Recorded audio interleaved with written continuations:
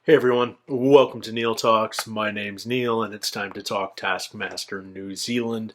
And I'm having a blast this season, guys. It's a really interesting cast. Jeremy and Paul are at the top of their games.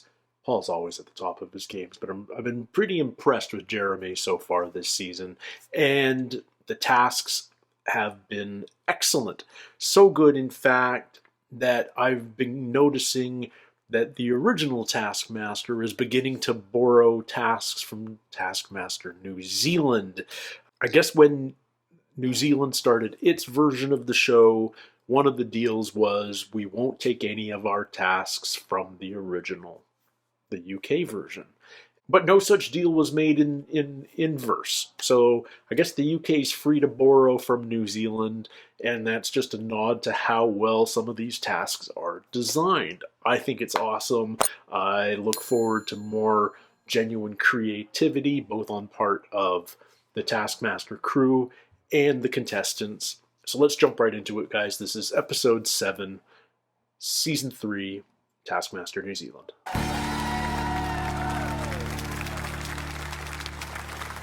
Butt heavy.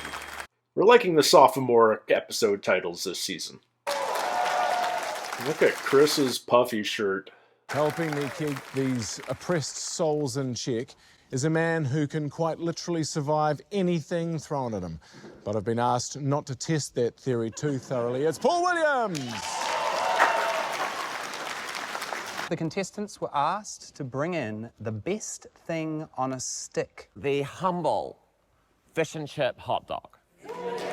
So that's fish. We have corn dogs, which are just battered hot dogs. The good from the great is their willingness to sacrifice. I am, of course, talking about Has Josh put himself on a stick? Olympic medalist Eliza McCartney. Did you bring her in, though? So I've made my own stick man on a stick. So this is... I assume you're being paid for this promotion. Oh, fuck yeah, heaps. No, I'm not. Someone fill me in on the significance of that. On the stick is a little recording of little Juzzy singing a little song. Little Peter Rabbit had a fly up on his nose, and he flipped it and he flipped it and it flew right away. It's a bit chucky. It's very I'm just going to say that. nostalgia-y. Okay, you've hurt me before in the show, but not as much as that. Okay, let's bring it back up. Chicken satay on a stick. That, I bought it a while ago. Yeah. He's not happy. Looks like someone's vomited on it. It's a shame because I've got some Indonesian in me and I'm all about good So I satay. put some of your favourite lollies on a stick. Pineapple lumps and aeroplanes on a stick. Scratchies on a stick. I may as well just chuck some money on a stick. Like it. That almost looks like Canadian 20s. It's very, very similar. The Queen's a decoy. Paul, I'm going to go 1 for you. Thanks. I think it was really the best thing that's happened to your bank account, rather than actually what's going to happen to me. 4 points for you, Justine, because I love you, Grandad, with the banjolele, and 5 for you, Josh. Congratulations. Yeah, but all you did is bring in a national memory. Like, unless she, the pole vaulter, is actually there, that's a cop-out of a prize. For obvious reasons, one of my favourite tasks of the season. What's happened here? That's not the proper thing. Why is it online paper? Did we run out of the good paper? Give Paul money. Most money wins. You have 10 minutes. Is this real? Most money wins. Is this your handwriting? You're a serial killer. I'm going to do it, though. Okay. Whoever gets Paul the most money. Have you seen a serial killer's handwriting before? No, but I imagine if it would be Paul's if I. I've watched 7. It's like really small, scratchy, tense, like unhappy. Yeah. The Batman, 7. Serial killer What do you notebooks. think They're a that Paul's thing. done is he's infiltrated the Taskmaster set, chuck in a task so he can make some money on the side for himself? Is that what you were thinking? 100%. Also, he's clearly underpaid. Why do I have to give you money? Well, it's the task. I don't feel like you've done much for it, though. Justine has a good heart, but she won't give you anything. It's $50. So you're happy with that? Yeah, I'm okay with that because I would be surprised if those other tightwads on the show have actual cash money in their wallets. But it's not just cash. Yeah, you can direct deposit the man. Do you have a mobile EFTPOS machine? Yeah. Do you? Yeah. You don't have to. What program said? $500. Whoa. Ah! I don't really want to give you $500 though. You've got just over a minute. Is this money? A gift card? Gift card? Okay, so that's $200 altogether I gave you. Do you think anyone's going to beat that? If they do, I'm going to get physically violent with them. How much did you give me? They're saving Paul ego. $780,000. $101. Why 101? Just in Because case someone's someone going to gave give you 100. And how much Yeah, no, is it? that's smart. $100. Who do you think will give me the most? Probably Paul Ego. Paul's pretty rich. Paul's got that old radio money. He's got that old radio money. So that old radio money. Old rate. Josh Smart, $101. See, I know what you've done there. That's Price is Right rules. Now it comes down to old radio money. Old radio money. What a load of bullshit. This seems like a man who's easily fooled. $3.30. Look like some etchings you've done with a crayon. Sorry, P. Willie. You'll you, have to Paul. find money somewhere else. That old radio money. It's like I've got no idea how to win a task. You could have drawn like $50. I But you etched some coins. That's how the rich stay rich, baby. 1 point for Paul, 2 points for Kura, 3 points for Chris, 4 for Josh, and 5 points for Justine Smith. All right. I kept waiting for there to be some, like, development there. But no, it's just straight give Paul money. What on earth Team is P. task. Willie doing? Is he doing a magic trick? Wow! Enchant the forest. Most enchanted forest wins. Enchant it. All right, so This we're is just like arts and lit crafting. Arts and crafting for an hour.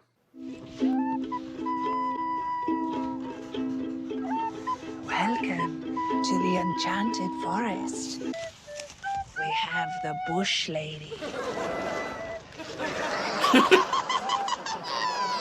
And the man. The man. Ah! Oh, I'm gonna wear you like a small pair of shorts. Enchanted forest. Socks that I've been looking forward to. What? Socks that I like This to wear stopped being on days that aren't enchanted. Christmas. I mean, maybe that was less Enchanted Forest and more like day 3 Blair at Witch. WOMAD on Magic Mushrooms. Has anyone ever heard anyone play the recorder and it actually sounded okay? Chris and I are actually both woodwinders. We both play the clarinet. Another fun fact about us. How cool. People think the saxophone's cooler, but it's not. It's not. That's not a sexy instrument. The straight black one is. Stop, well-dressed virgin. You may not enter the enchanted forest. Bring in the virgin. Oh, the sax witch bids you enter. And wash your private parts in my sex potion. Ah. Cowslayer, put down your panpipes and slay the beast. It's an abacus. Gladly, my bitch queen. He has chosen the mango, Cowslayer. Dance! Dance and fuck!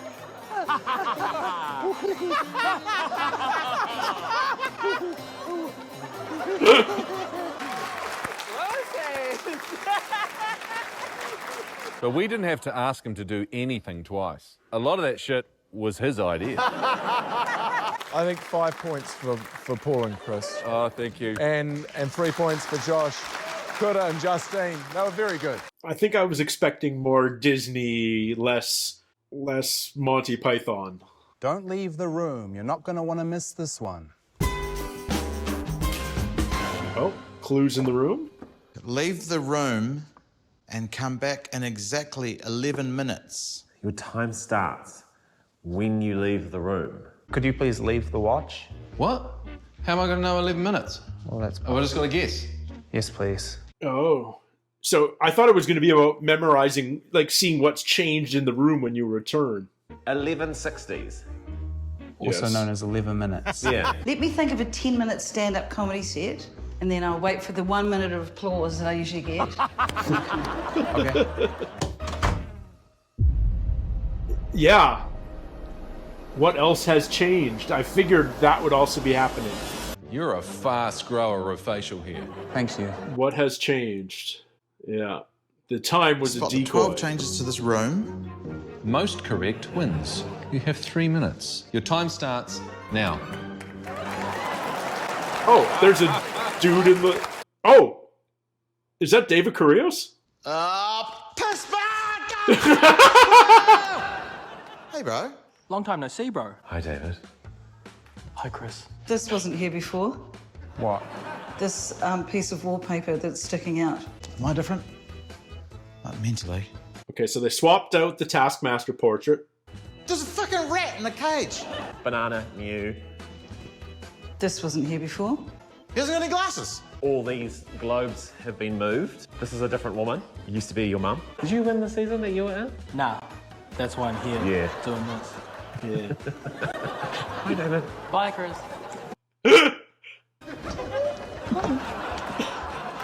you, Justine. Thank you, Paul. I love you. Chris spotted 9 differences of the 12. Okay. Josh spotted 6. Justine only 4. I mean, a very obvious David Correos standing there against the wall. Surely they'd be able to spot him. Sure. Oh, no. Here's Kura and Paul. Okay, 12 seriously? changes to this room. Paul has a moustache. That light's turned blue. There's a banana. Kura! Kura! I really Paul! wasn't paying attention to this before. That top picture is upside down. Is that upside down? Oh! The rug's missing. That's 2. That light's on. I think you've not seen David. How? How? Those pencils have changed colour. How? This...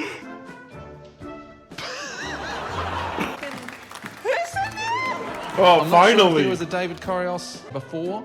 Hey, Kura. Hey, mate. How are you? Good, how are you? You look fabulous. Thank you, you look great too. David, can you tell me what's changed in here? Nah, I don't think I'm allowed to. How'd you get this guy? He's very available. How have things gone downhill since Taskmaster? Can look forward to that. At least they eventually saw him. Are they paying you well? If I'm not getting paid, then he's not getting paid. Are you getting paid? Pretty sure everyone here is getting paid. Are you getting paid? What the shit? You were so close to him. I know. He was sticking out. Yeah. I've got really bad eyesight. I've got 20/20. Yeah. I could smell him. So Kura, with her 20/20 vision, took 55 seconds to notice him. Oh, okay. And Paul, 1 minute 25. Wow.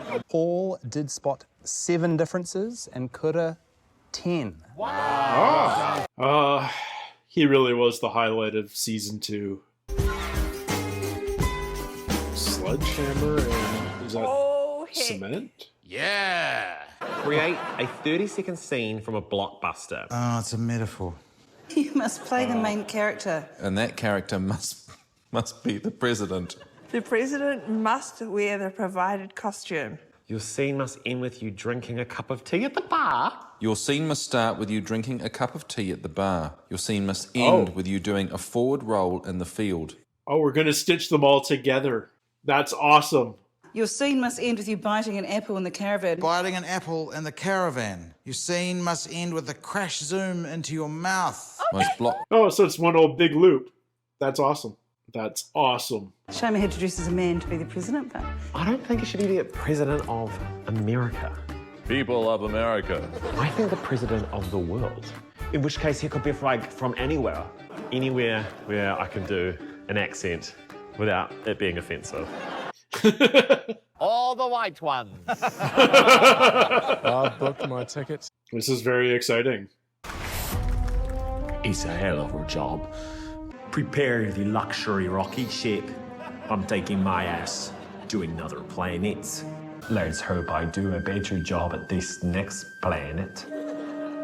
First gay man on Mars, too. Hello, the President of the United States speaking. Damn it, that means I'm the only trained gymnast left in the White House. I am actually calling someone. You never... There's been... Oh!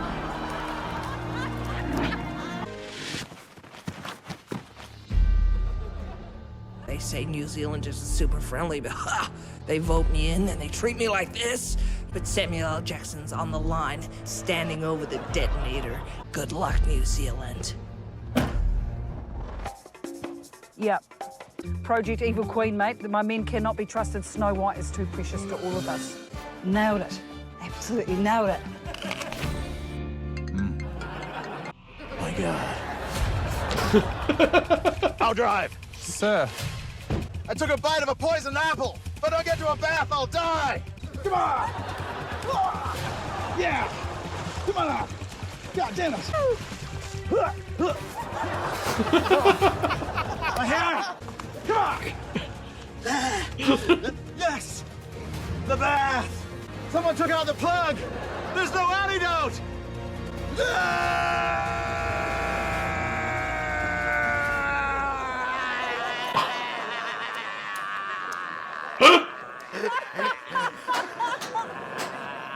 Finn.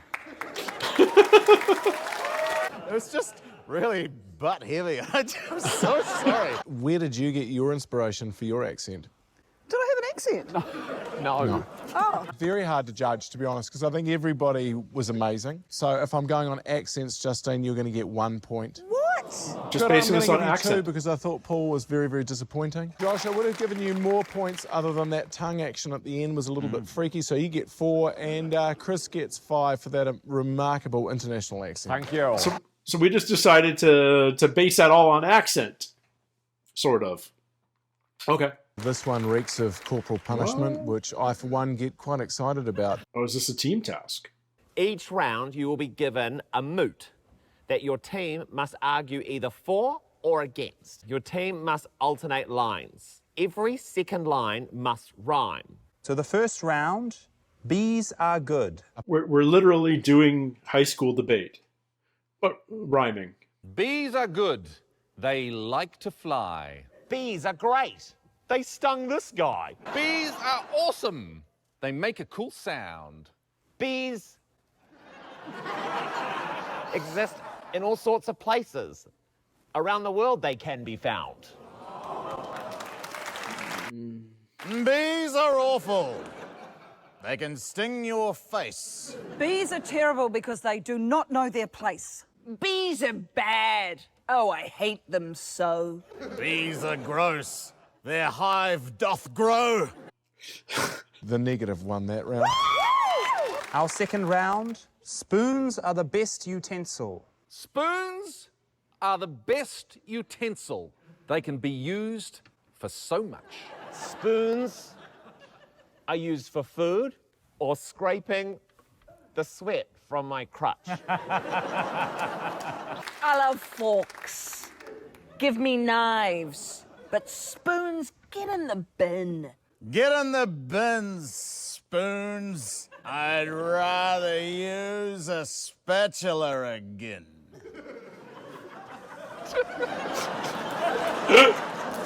Spoons are pretty crap. You can do much more with a knife. Exactly.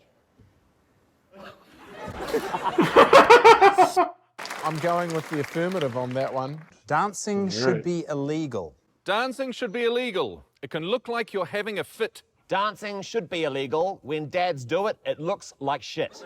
Dancing should be everywhere. I want to move like the ocean. If I dance too hard and chafe my thighs, I need some lotion. It's the negative of taking it out with that. Very bad. Well done. Well done. Brilliant debating, everyone. Come on back down to the stage. Interesting experiment. Josh, Justine, and Kura should get 3 points. Okay. And I think Paul and Chris should get 2 points. Sounds good. Okay. Fair enough. Fair enough. This is, I think, overall the closest season we've had. Paul and Kura both on 106. Justine on 107. Oh, very tight. Chris on 108. And then Josh out on 117. Wow. He's got the lead, but it's certainly within reach. He's gone back-to-back with 22 points. It's Chris Parker. Chris. That's his third.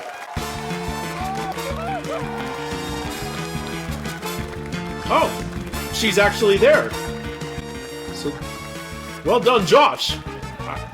Okay, I take it all back. That was a different episode for an unusual reason. They snuck an extra task in this episode. We got 6 this episode. Let's start at the beginning and work our way through. Best thing on a stick. If you're going to bring in food on a stick, because that's kind of your immediate instinct, then make sure the food's like stellar. And a deep fried processed fish dog on a stick or day old saute, I don't know. That's not how you win over me or the Taskmaster, I think. I like Josh's lateral thinking on this one. Let's bring in a New Zealand Olympic medalist. And honestly, I didn't think he had done anything more than talk about the memory. But it turns out she was there in the audience on the stage at the end. So kudos to him. He deserved that win. Absolutely. That makes total sense to me. Next task. This is an interesting one. Give Paul money. I think Josh was the only one that played this smart.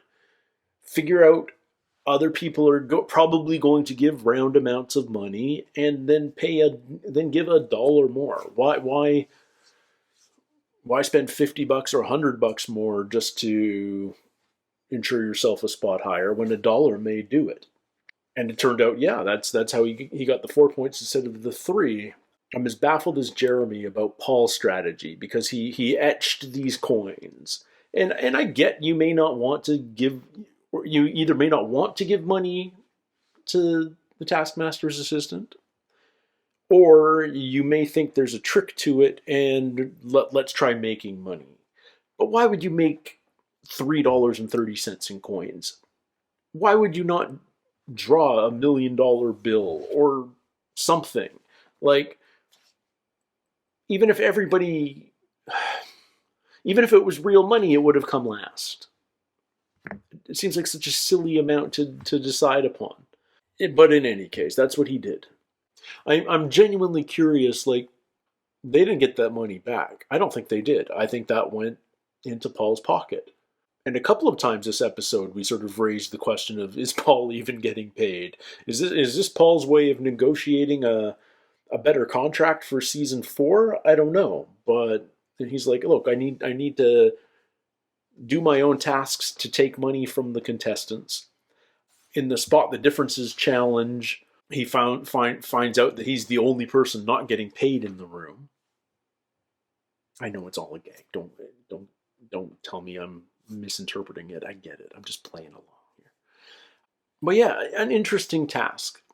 They even played it up that this was Paul's creation. This wasn't part of the official game. And yet they scored it like it's part of the official game. But I like that they were done, that it was handwritten on foolscap, sealed with wax but without the stamp, as opposed to the proper task envelopes. I think it's a nice little touch. But I'm not sure it was a completely successful task. Then what did we have? Then we had Enchanted Forests. I thought the team of 3 was doing really well until Josh turned on his creepy serial killer thing. Seems to be like one of his deals. It's the same voice that made an appearance when he tried to scare Jeremy back in that task, and it all just sort of derailed from there. I didn't find the Chris and Paul effort much better. I mean, it looked good, and I liked Chris's makeup, and I don't know. It just felt very, very sophomoric, and you know what? There's a place for sophomoric humor. It just didn't make me laugh. That's all it is. But yeah, sometimes tasks just don't particularly hit right. Sometimes I wonder when you get a task like this that's pretty open-ended, make the forest enchanted. What exactly what are the producers hoping? What do they envision is going to happen? Then you must have some idea going into a task of what sort of result you're crossing your fingers for. And then when you get these results, I wonder whether that's right. That's completely in the vein of what they were expecting, or whether it's completely perpendicular from where they were anticipating the task would go. I'm super curious about that. But yeah, then we had the Spot the Differences challenge. And this was a really well-designed challenge because the task is leave the room, come back in exactly 11 minutes. And then you ask to take away people's phones and watches. So all you're doing is making them think this is all about getting as close to 11 minutes as possible. And it turns out you're just using that time to swap things up in the room. And I mean, it's a brilliant design because, yeah, my first instinct was, oh, they're going to change things up. And then they start focusing on the time and went, oh, how would I count to 660 as accurately as possible? And you stop thinking about paying attention to your surroundings. Great to see David Correos back. He was absolutely the highlight of season 2. If you haven't watched Taskmaster season 2 yet, Taskmaster New Zealand season 2 yet, do yourself a favor and check it out. His energy is just amazing. He's one of the all-time memorable Taskmaster contestants in any version. And yeah, so much fun. Great to see him again. And he's totally the kind of guy that would allow himself to be painted like wallpaper. Just because. But I also love that, I mean, crazy that Kura and Paul both took, well, Kura almost a minute, and Paul more than a minute to spot the guy that's literally 3 feet away from them. And only kind of camouflaged. And not a skinny dude, but so much fun. So much fun. Would I have figured out the other differences? I would have certainly spotted a bunch, but I don't, 6 or 8 would be my best guess. Like, I'm trying to figure out when in filming did they do this particular task for them? Did they do this right towards the end of their filming, so they've already spent a bunch of time in the house, in this room? They're sort of used to the vibe and the format and all of that, or is this like end of day 1? But in any case, a lot of fun, really cool, great design of a task, and everyone gets the idea right away. But Chris did really well just by literally pointing and saying everything, because there was no penalty in getting things wrong. So I wonder if there's a way you could tweak the design of the task to remedy that. So that's the third in-house task. And then the fourth in-house task is this continuous movie, which again is a really fun task design. Give every person the same costume and tell them they have a scene that has to start here and finish here and stitch them all together into a movie. I think that's really kind of perfectly cool.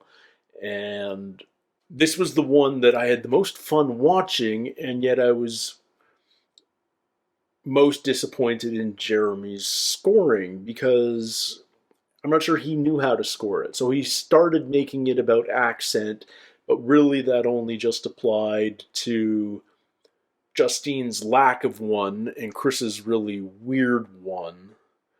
And then he's giving points to those in the middle for other reasons entirely. Like, Kura gets 2 points because he doesn't like Paul's performance.